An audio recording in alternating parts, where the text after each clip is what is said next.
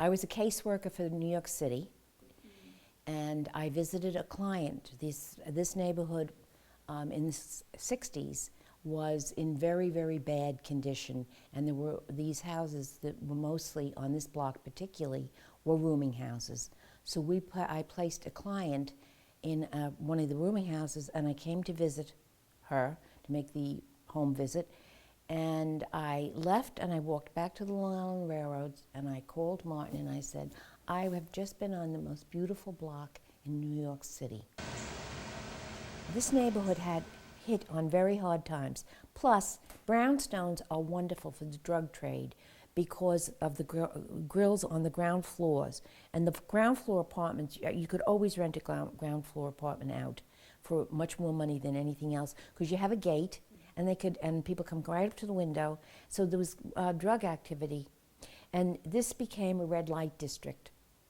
We bought the house, and the first Saturday night, I looked, and there was just every place on the sidewalk. You had to walk in the street. It was so full of hookers, men and women. And I said to Martin, I don't know if I can live here. And he said, honey, we have to live here. We bought the house. So I was like, but it was dumbfounding. So I've moved to Fort Greene. First American Opera Projects moved here from Manhattan, Soho district. We moved here in 2000. And when I started the regular commute back and forth to Fort Greene, I suddenly realized that's where I wanted to live.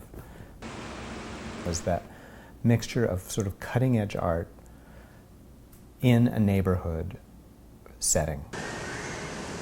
In my years of being here in the Fort Greene area, the past 13 years, which is relatively young for most of the residents here, I've seen dramatic changes. There were many moments where I was very scared and not knowing the status of the neighborhood, of seeing developments and changes of businesses.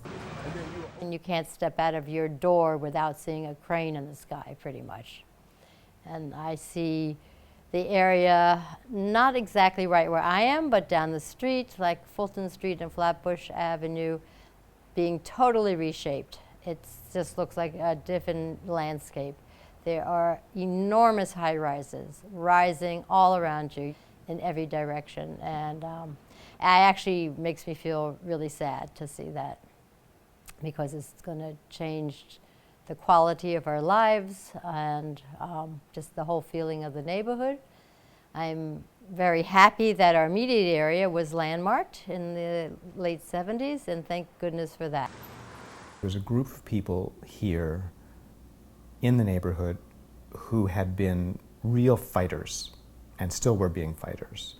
And they were fighting for historic preservation, they were fighting for landmarking, they were fighting to keep big developments out, not just because big development shouldn't happen or anything like that, but for the reasons of preserving the unique qualities that were here.